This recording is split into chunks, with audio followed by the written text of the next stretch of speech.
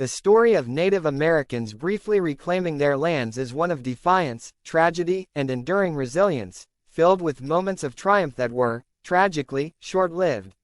One such moment of hope occurred in the wake of a decree by King George III, which offered Native Americans a fleeting recognition of their rights to their ancestral lands. This decree, though ultimately leading to the loss of vast tribal territories, represented a rare and powerful acknowledgement by a colonial power that Native American sovereignty and land rights should be protected, at least for a time.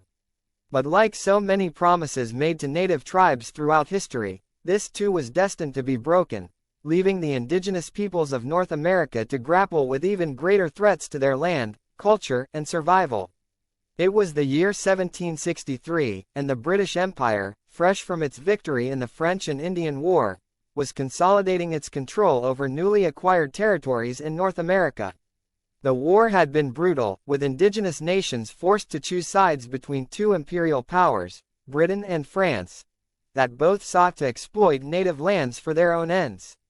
Yet, in a surprising move, King George III issued a proclamation that would shake the foundations of British colonial policy and ignite tensions with both Native Americans and the colonists themselves.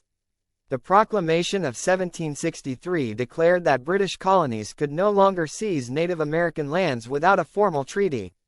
For the first time in history, a colonial ruler officially recognized the rights of Native Americans to their lands, a decree that would reverberate throughout the continent. As word spread of the proclamation, tribal chiefs and representatives from nations far and wide gathered for a historic meeting at Fort Niagara in New York. It was a moment of celebration for many.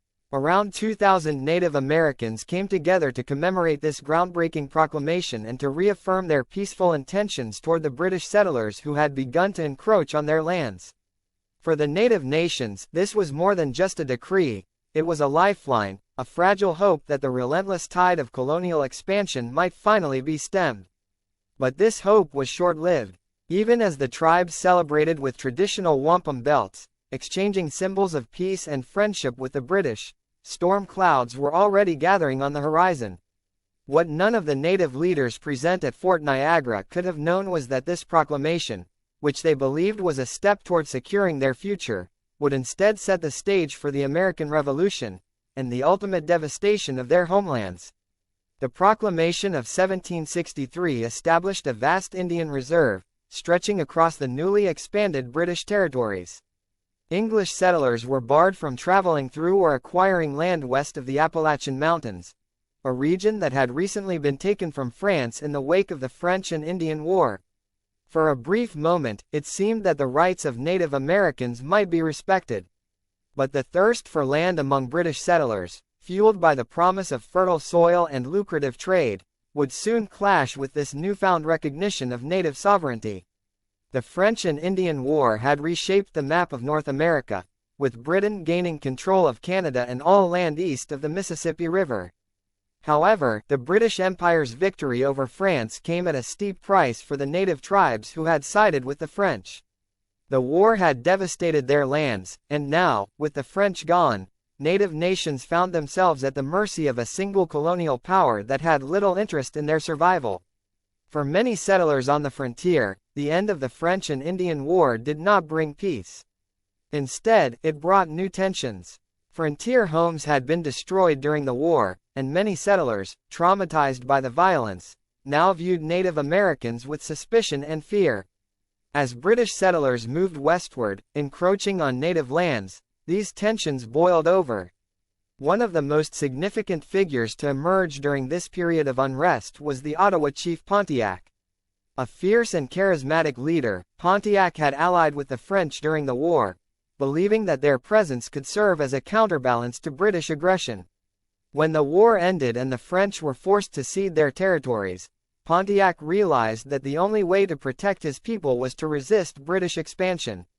In 1763, just as native leaders were gathering at Fort Niagara to celebrate the proclamation, Pontiac was leading a rebellion against British settlers in the Great Lakes region. Pontiac's rebellion, later known as Pontiac's War, spread like wildfire across the frontier. Native warriors from a loose alliance of tribes launched coordinated attacks on British forts and settlements, causing widespread panic among settlers.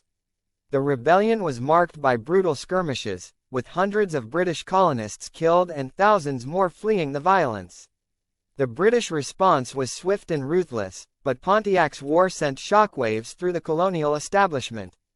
Although Pontiac's forces ultimately failed to capture Fort Detroit and the rebellion was eventually crushed, the conflict exposed the deep racial divisions that had been simmering between Native Americans and British settlers for years. The violence of Pontiac's war forced King George III to act. The Proclamation of 1763 was, in many ways, a direct response to the rebellion, a desperate attempt to quell the violence by creating a buffer zone between settlers and Native Americans. The proclamation stated that Native Americans under British protection were not to be disturbed and that settlers could not take or buy native lands without government approval. It was an effort to prevent further bloodshed and to establish some semblance of peace on the frontier. But for many colonists, the proclamation was nothing short of a betrayal. They had fought and bled for the right to settle the lands west of the Appalachians, and now the Crown was telling them that these lands were off limits. The proclamation angered settlers who felt entitled to the lands that Native Americans had inhabited for centuries.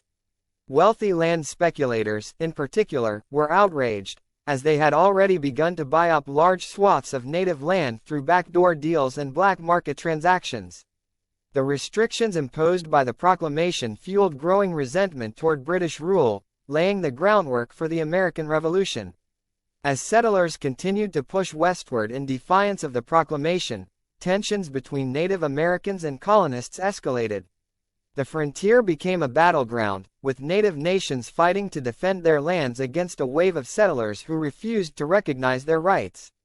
The fragile peace that King George III had sought to establish quickly unraveled, leading to a series of bloody conflicts that would shape the course of American history. The proclamation's promise to protect native lands was, in the end, little more than a temporary measure. 13 years after it was issued, the American Revolution erupted, and the proclamation was rendered void in the newly independent United States. The Revolution marked the beginning of a new chapter in the history of Native American land rights, a chapter characterized by betrayal, displacement, and genocide. Between 1790 and 1847, the United States government passed a series of laws that further eroded Native American sovereignty. One such law was the Non-Intercourse Act, which recognized the special legal status of native tribes and stipulated that land could only be acquired from Native Americans through treaties. But while the act was meant to protect native land rights, it also reflected a deeply paternalistic attitude toward Native Americans.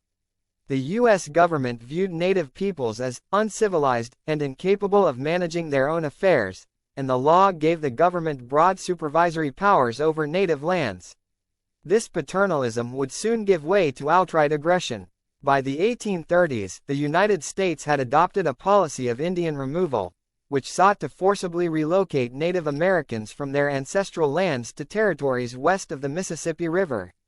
Under this policy, native tribes were pressured, coerced, and in some cases violently forced to cede their lands in exchange for new territories in the West, lands that were often barren and far from the fertile homelands they had known for generations. The result was a devastating series of displacements, most notably the infamous Trail of Tears, where thousands of Native Americans were marched to their deaths under brutal conditions. By the mid-19th century, the U.S. government had signed nearly 70 treaties with native tribes, each one further eroding native landholdings and opening vast tracts of territory to white settlers. The brief moment of hope that had been ignited by King George III's proclamation in 1763 was extinguished by the relentless march of colonial expansion. What had once been a vast Indian reserve, established to protect native lands from encroachment, was systematically dismantled as the United States expanded westward. The fate of Native Americans was sealed by a new nation that viewed them not as sovereign peoples with rights to their own lands, but as obstacles to be removed in the name of progress.